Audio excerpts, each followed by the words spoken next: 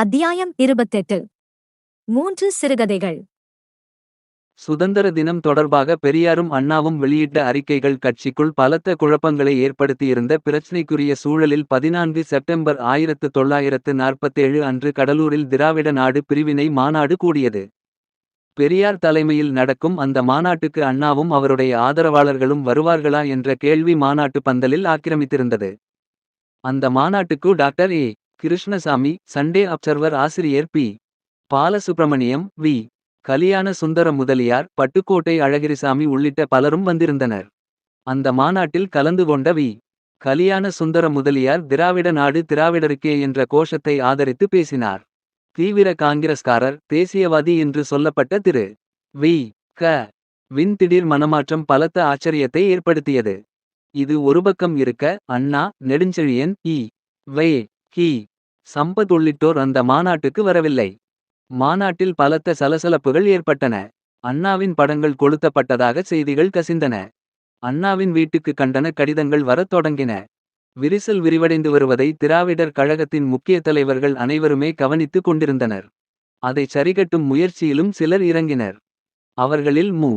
கருணாநிதியும் ஒருவர். தன்னுடைய முரசொலி வார இதழில் கடைசி நாட்கள் என்ற தலைப்பில் நீண்ட கட்டுரை ஒன்றை எழுதினார். அதில் பெரியாருக்கும் அண்ணாவுக்கும் இடையே புகை மூட்டம் கிளப்பிவிடுபவர்களைப் பற்றி எழுதினார் கருணாநிதி. இதற்கான எதிர்வினையாக முரசொலி பத்திரிகைகள் கொளுத்தப்பட்டன. உபயம்: திராவிடர் கழகத்தில் இருக்கும் அண்ணா எதிர்ப்பாளர்கள். குழப்பம் நிறைந்த சூழலில்தான் தேசத்தையே அதிர்ச்சிக்கு உள்ளாக்கியது அந்தச் செய்தி. ஜனவரி 30, 1948 அன்று காந்தி சுட்டுக்கொல்லப்பட்டார். கருத்து வேறுபாடுகள் முளைவிட்டிருந்த சமயத்திலும் பெரியாரும் அண்ணாவும் காந்தி கொல்லப்பட்ட விவகாரத்தில் ஒரேவிதமான நிலைப்பாட்டை எடுத்தனர். பார்ப்பான் ஒருவன் சுட்டான் என்ற காரணத்துக்காக அந்த பார்ப்பனரை திட்டிவிடுவதாலோ அல்லது அந்த பார்ப்பன சமூகத்தையே அழித்து விடுவதாலோ எத்தகைய உருப்படியான பலனும் ஏற்பட்டுவிடாது. ஆகவேதான் அவனை கொன்றால் பலனில்லை என்றும் அவன் உற்பத்திக்கு காரணமாயிருந்த மதத்தையும் கடவுளையும் அதற்கு ஆதாரமாக இருந்துவரும் அனைத்தையும் அழிக்க வேண்டும் என்று நாம் கூறிவருகிறோம் என்றார் பெரியார். காந்தி சுட்டுக்கொல்லப்பட்டதும் சென்னை வானொலி நிலையத்தில் இருந்து அண்ணாவுக்கு அழைப்பு வந்தது. காந்தியை சுட்ட கோட்சே ஒரு பார்ப்பனர் என்பதால் காந்தி பக்தர்கள் மற்ற பார்ப்பனர்கள் மீது தாக்குதல் நடத்திவிடாமல் தடுக்கும் வகையில் அண்ணாவை வானொலியில் பேச வைக்க முயற்சி மேற்கொள்ளப்பட்டது. தலையசைத்த அண்ணா, பயங்கரச் சக்தியொன்று கோட்சே உருவில் கிளம்பியது. அதன் பெயர் மத ஆதிக்க வெறி. அதனால் காந்தி கொலையுண்டார். உத்தமர் காந்தியை ஒரு தனிப்பட்ட மனிதரின் வெறிதான் கொன்றுவிட்டது. அதற்காக பார்ப்பன மக்கள் அத்தனை பேர் மீதும் பழிபோடக்கூடாது என்று பேசினார். கருப்புச் சட்டை படை. பெரியாருக்கு பிடித்தமான, அண்ணாவுக்கு பிடிக்காத படை. உறுப்பினர்கள் சேர்ந்தனர். ஆனாலும் கட்சிக்குள் கருத்து வேறுபாடுகள் இருந்ததால் அந்த படையை முறைப்படி உருவாக்க முடியவில்லை. ஏற்கெனவே திராவிடர் கழகத்தினர் மீது காங்கிரஸ் அரசுக்கு கோபம்.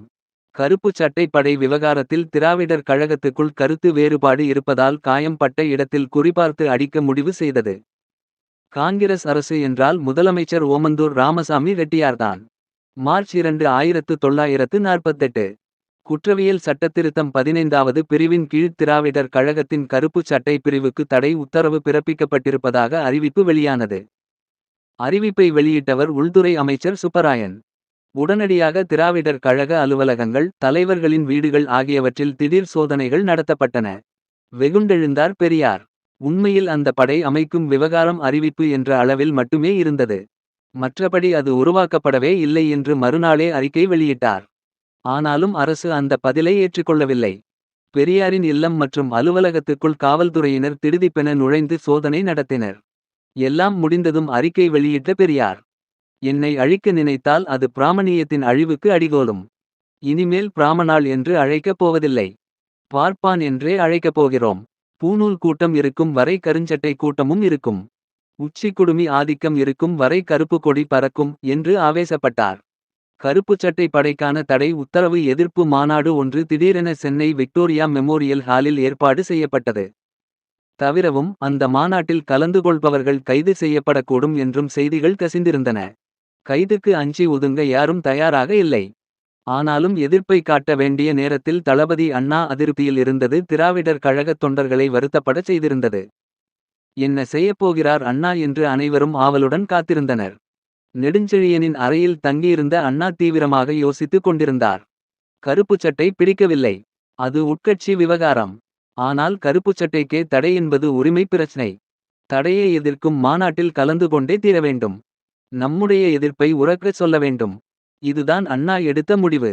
கைவசம் கருப்புச் சட்டை இல்லை. அதனால் என்ன? நெடுஞ்செழியனின் சட்டையை போட்டுக்கொண்டு மாநாட்டு மேடைக்கு வந்தார் அண்ணா. தொண்டர்கள் மத்தியில் பலத்த ஆரவாரம். மாநாட்டுக்கு வந்திருந்தவர்கள் கருப்புச் சட்டை அணிந்தே வந்திருந்தனர். பெரியார் உள்ளிட்ட அத்தனை பேருக்கும் ஆச்சரியம் மற்றும் அதிர்ச்சி. தடை உத்தரவுக்கு தனது கண்டனத்தை பதிவு செய்தார் அண்ணா. இது காயம்பட்ட இடத்தில் மருந்து தடவியது போல இருந்தது. இருபக்கமும் சேராத திராவிடர் கழகத்தினருக்கு. துக்கநாள் இன்பநாள் விவகாரத்தில் அறிக்கை மோதலில் ஈடுபட்ட பெரியாரும் அண்ணாவும் நிரந்தரமாகவே பிரிந்து விடுவார்களோ என்ற கவலை இருந்தது. கருப்புச் சட்டை தடை மாநாட்டின் மூலம் பெரியாரும் அண்ணாவும் மீண்டும் இணைந்தனர் தற்காலிகமாக. மே 8 1948 இல் தூத்துக்குடியில் திராவிடர் கழகம் 18வது மாநில மாநாடு தொடங்கியது. எல்லா ஏற்பாடுகளும் கச்சிதமாக நடந்திருந்தன. பெரியார் தலைமையில் நடக்கும் அந்த மாநாட்டில் திராவிட நாடு படத்தை திறந்து வைப்பவர் அண்ணா என்று அறிவிக்கப்பட்டு இருந்தது. அப்போது திருச்சியில் தங்கியிருந்த அண்ணாவும் அவருடைய ஆதரவாளர்களும் தூத்துக்குடி மாநாட்டில் கலந்து கொள்வதில்லை என்று தீர்மானித்திருந்தனர். மாநாட்டுக்கு அண்ணா வராதது பலத்த சலசலப்பை ஏற்படுத்தியது. இது பற்றி பெரியாரிடம் துண்டுச்சீட்டு அனுப்பி கேட்டனர் அருகில் இருந்தவர்கள். முத்தன் ஏன் வரவில்லை? முருகன் ஏன் வரவில்லை? அப்புறம் எஸ். சுப்புலட்சுமி ஏன் வரவில்லை? சுந்தராம்பாள் ஏன் வரவில்லை? என்று கேட்பீர்கள் போலிருக்கிறதே. உங்களையெல்லாம் மதித்து மாநாட்டுக்கு வருகை தந்திருக்கும் தலைவர்களைப் பற்றி கவலைப்படாமல் உங்களைச் சிறிதும் மதிக்காமல் வராதிருப்பவர்களைப் பற்றி ஏன் கவலைப்படுகிறீர்கள்? யார் வராவிட்டாலும் மாநாடு சிறப்பாக நடந்தே தீரும். தனிப்பட்ட எவரையும் நம்பி நான் கழகத்தை தொடங்கவில்லை.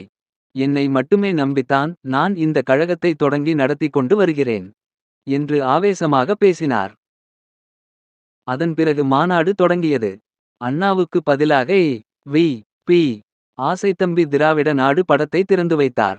அதில் பெரியார், ஆர். ராதா உள்ளிட்டோர் பேசினர். ராதாவின் பேச்சில் அண்ணா அதிகம் சேதத்துக்கு உள்ளாகினார். மாநாடுகளுக்கு தலைவர்கள் வராமல் இருக்கலாம், தளபதிகள் வராமல் இருக்கலாமா?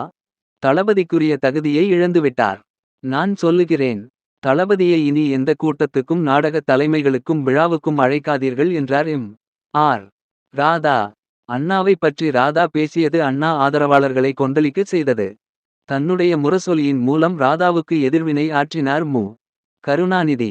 திராவிடர் கழகத்திற்கு மின்னல் நடிகர் இராதா அவர்களின் நடிப்பு தொண்டு எவ்வளவு தேவையோ, அவருடைய புரட்சி நாடகங்கள் எவ்வளவு தேவையோ, அதைவிட அண்ணா தரும் அறிவு கருவூலங்கள் இன்னும் அதிகமாக தேவை. அந்த தேவையை தேள் கடி என்று கூறுவதா? தேனை நஞ்சு என்பதா? தென்றலை சூறைக்காற்று என்பதா? தித்திக்கும் தீந்தமிழை வெறுக்க உபதேசிப்பதா? அதுவும் தலைவர் பெரியார் பேசாத வார்த்தைகளை அண்ணாவையே ஒழித்து கட்டும் வகையில் வாரி இறைப்பதா? அந்த எதிர்வினைக்கான தலைப்பு நடிகவேள் மாநாட்டில் நஞ்சு கலந்தார். பெரியார் அண்ணா இடையேயான கருத்து வேறுபாடுகள் முற்றிக்கொண்டே இருந்தன. அதன் வெளிப்பாடாக 3 சிறுகதைகளை எழுதினார் அண்ணா. அந்த சிறுகதைகள் மூலம், அதில் வரும் பாத்திரங்கள் மூலம், வசனங்கள் மூலம் தனது கருத்தை வெளிப்படுத்தினார். அதிருப்தியை வெளிப்படுத்தினார். அந்த கதைகளின் பெயர்கள் முறையே ராஜபார்ட் ரங்கதுரை பாகவதர், இரும்பாரம் மற்றும் மரத்துண்டு. ராஜபார்ட் ரங்கதுரை பாகவதர் கதை ஒரு நாடக கம்பெனியில் நடப்பது போன்ற கதை. அந்த கம்பெனியின் முதலாளி குருமூர்த்தி. முக்கிய வேடங்கள் போடுபவரின் பெயர் ராஜபார்ட் ரங்கதுரை. குருமூர்த்தியால் ரங்கதுரைக்கு வளர்ச்சி, ரங்கதுரையால் குருமூர்த்திக்கு லாபம். இருவரும் பரஸ்பர அன்புடன் இருக்கிறார்கள். அந்த நெருக்கத்தை உடைக்க கம்பெனியில் இயங்கும் சில பொறாமைக்காரர்கள் முயற்சி செய்கிறார்கள். ஒருவரை பற்றி இன்னொருவரிடம் புறம் பேசுகிறார்கள். நீங்கள் இல்லாவிட்டால் இந்நேரம் ரங்கதுரை சீந்துவார், இல்லாமல் கிடப்பார் என்று குருமூர்த்தியிடம் பேசுவார்கள். நீ மட்டும் கிடைக்காவிட்டால் குருமூர்த்தியின் நிறுவனம் தலையெடுத்திருக்காது என்று ரங்கதுரையிடம் சொல்வார்கள். புகைச்சல் அதிகமானது. இருவரும் பிரிந்துவிட்டார்கள். ஆனால் அதன் பிறகும் புறம் பேசுவது நிற்கவில்லை. உன்னை விட்டு பிரிந்ததால் எனக்கு எந்த நட்டமும் இல்லை. இருவருமே ஆளுக்கொரு பக்கம் நினைத்து கொண்டிருக்கிறார்கள். இப்படி போகும் கதையில் கிளைமேக்ஸ் காட்சிகள் முக்கியமானவை. குருமூர்த்தி கம்பெனியின் புதிய நடிகர் பாடலை தப்பும் தவறுமாக பாடுவார். அப்போது ரங்கதுரையை நினைத்து குருமூர்த்தியின் கண்ணில் இருந்து கண்ணீர் வரும். அதேபோல குருமூர்த்தி கம்பெனி நாடகத்தை பார்த்தேன். நீ இல்லாததால் அந்த நாடகம் சோபிக்கவில்லை என்று யாரோ ஒருவர் கூறும்போது ரங்கதுரையின் கண்களில் நீர் முட்டும். அண்ணாவின் தற்போதைய அதிருப்தி, எதிர்கால விருப்பம் இரண்டையும் வெளிப்படுத்தியது ராஜபார்ட் ரங்கதுரை பாகவதர் நாடகம். அடுத்தது இரும்பாரம் கதை. ஸ்பெயின் மன்னர் மற்றும் அரசின் உதவியுடனேயே கொலம்பஸ் உலகம் சுற்றி வந்தார். பல புதிய நாடுகளை கண்டுபிடித்தார். உலகம் தழுவிய அளவில் கொலம்பஸின் புகழ் சென்றது. திடீரென ஸ்பெயின் மன்னருக்கும் கொலம்பஸுக்கும் கருத்து வேறுபாடு. யாரால் யாருக்கு புகழ் என்ற வாதம் எழுந்தது. மன்னர் மட்டும் இல்லாவிட்டால் கொலம்பஸ் வெற்று மனிதர் என்றொரு வாதம். கொலம்பஸ் மட்டும் இல்லாவிட்டால் மன்னனின் புகழ் ஸ்பெயினோடு முடங்கியிருக்கும் என்பது இன்னொரு வாதம். முடிவில் கொலம்பஸின் கரங்களில் விலங்கு இரும்பாரம் பூட்டப்பட்டது. பிறகு மக்கள் எழுச்சி காரணமாக அந்த இரும்பாரம் கொலம்பஸின் கரங்களில் இருந்து அகற்றப்பட்டது. தன்னை மண்ணில் புதைக்கும்போது அந்த இரும்பாரத்தையும் சேர்த்து புதைக்க வேண்டும் என்று கேட்டுக்கொண்டான் கொலம்பஸ். இதுதான் அண்ணா எழுதிய இரும்பாரம் கதை. மன்னராக அவர் உருவகம் செய்தது பெரியாரை. கொலம்பஸ் யார்? அண்ணாதான். மரத்துண்டு கதையும் உருவகம் செய்து படிக்க வேண்டிய கதைதான். தர்மலிங்க முதலியார் வீட்டில் ஒரு மரத்துண்டு கிடந்தது. அதை எப்படி பக்குவமாக பயன்படுத்திக் கொள்ளலாம் என்று முதலியார் யோசித்தார். நிறைய யோசனைகள் வந்தன. ஆனால் எதையும் பயன்படுத்த விரும்பவில்லை. இதனால் முதலியாரின் வீட்டில் மரத்துண்டு பயனற்று கிடந்தது. இறுதியில் நான் நன்றாக இருந்தேன். நல்ல முறையில் பயன்பட்டிருப்பேன். அப்படித்தான் பலரும் எதிர்பார்த்தனர். ஆனால் முதலியார் என்னை பயன்படுத்தவில்லை. தற்போது மூலையில் கிடக்கிறேன். கரையான் தின்று கொண்டிருக்கின்றது. என்ன செய்ய என்று கேட்க வாய் எது மரத்துண்டுக்கு? இதுதான் மரத்துண்டு கதையின் கிளைமேக்ஸ். தன்னை பயன்படுத்த வேண்டிய முறையில் பயன்படுத்தி கழகத்துக்கு வலுவூட்டிக் கொள்ள பெரியார் எந்த முயற்சியையும் எடுக்கவில்லை என்ற அண்ணாவின் வருத்தம் அந்த கதையில் தொனித்தது. கருத்து வேறுபாடு காரணமாக விலகியிருந்த பெரியாரையும் அண்ணாவையும் கருப்புச் சட்டை தடை மூலம் கொஞ்சம் நெருங்க வைத்த முதலமைச்சர் ஓமந்தூர் ராமசாமி ரெட்டியார் மேலும் நெருக்கமாக்கும் வகையில் அடுத்த அடியை எடுத்து வைத்தார். கடந்த முறை தடைச்சட்டம் போட டாக்டர் சுப்பராயன் உதவிக்கு வந்தார். இந்த முறை கல்வி அமைச்சர் அவினாசிலிங்கம் செட்டியாரை உதவிக்கு அழைத்துக் கொண்டார். பள்ளிகளில் மறைமுகமாக இந்தியை திணிக்கும் முயற்சிகளில் இறங்கினர்.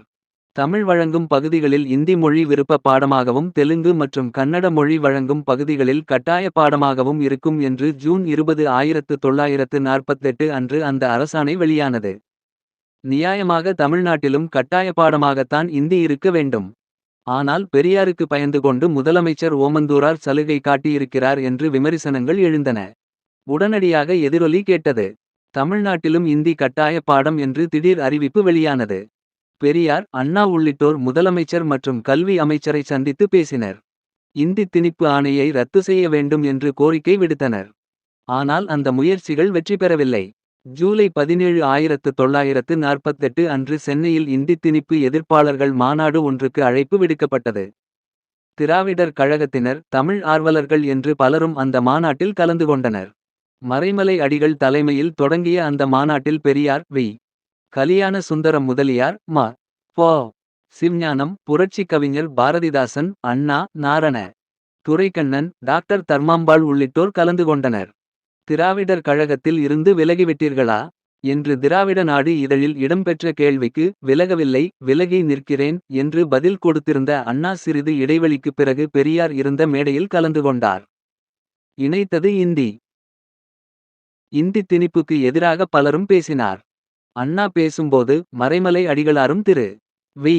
க. அவர்களும் இந்தி நுழைவால் தமிழ் கெடும், தமிழ் கலாசாரம் கெடும் என்று அழுந்தந்திருத்தமாக கூறிவிட்ட பிறகு, அவர்கள் சாட்சியம் நமக்கு கிடைத்துவிட்ட பிறகு போர் முழக்கம் செய்வது தவிர நமக்கு வேறென்ன வேலை இருக்கிறது என்று கேட்டார். பிறகு பேசிய பெரியார், தோழர் அண்ணா, நானும் வந்துவிட்டேன் போராட்டத்தின் முன் நிற்க என்று சற்றுமுன் கூறியது போல் நீங்கள் எல்லோரும் இந்த திராவிட நாட்டில் உள்ள ஒவ்வொரு ஆணும் பெண்ணும் சிறுவனும் சிறுமியும் முன்வர வேண்டும். நமது பிரிவினை உணர்ச்சியை ஒழிக்கத்தான் அவசரமாக இந்தியை கொண்டு வந்து புகுத்துகிறார்கள். இது எல்லோரும் ஒன்று சேரக்கூடிய நல்வாய்ப்பாக இருக்கிறது என்று பேசினார். 2 ஆகஸ்ட் 1948. திராவிடர் கழகத்தின் செயற்குழு பெரியார் தலைமையில் கூடி இந்தி எதிர்ப்பு போராட்டங்களை நடத்துவது தொடர்பாக ஆலோசனை நடத்தியது. அதன்படி சென்னை முத்தியால்பேட்டை உயர்நிலைப் பள்ளிக்கு எதிரே மறியல் நடத்துவது என்றும் அந்த போராட்டத்துக்கு அண்ணா சர்வாதிகாரியாக செயல்படுவார் என்றும் அறிவிக்கப்பட்டது. திட்டமிட்டபடி 10 ஆகஸ்ட் 1948 அன்று போராட்டம் தொடங்கியது. மறியலில் ஈடுபட்டவர்கள் கைது செய்யப்பட்டனர். 1948 ஆகஸ்டில் இந்திய கவர்னர் ஜெனரலாக இருந்த ராஜாஜி சென்னை வருவதாக இருந்தது. அப்போது அவருக்கு எதிராக கருப்பு கொடி ஆர்ப்பாட்டம் நடத்த முடிவு செய்யப்பட்டது. அது பற்றி விவாதிக்க பெரியாரின் இல்லத்துக்கு அண்ணா, பட்டுக்கோட்டை அழகிரிசாமி, நெடுஞ்செழியன் உள்ளிட்ட ஏராளமான தலைவர்கள் வரவழைக்கப்பட்டனர். ஆலோசனைகள் நடந்தன. கருப்புக் கொடி போராட்டத்தை ஒடுக்கும் வகையில் முக்கிய தலைவர்கள் அத்தனை பேரையும் முன்கூட்டியே கைது செய்தது காவல்துறை. ஆனாலும் தொண்டர்களின் கூட்டுமுயற்சியால் தடியடிகளுக்கும் கண்ணீர் புகை குண்டுகளுக்கும் மத்தியில் கருப்புக் கொடி போராட்டம் நடத்தப்பட்டது. அதன் பிறகும் முதலமைச்சர் அமைச்சர்களுக்கு எதிராக கருப்புக் கொடி போராட்டங்கள் ஆங்காங்கே தொடர்ந்து நடைபெற்று வந்தன.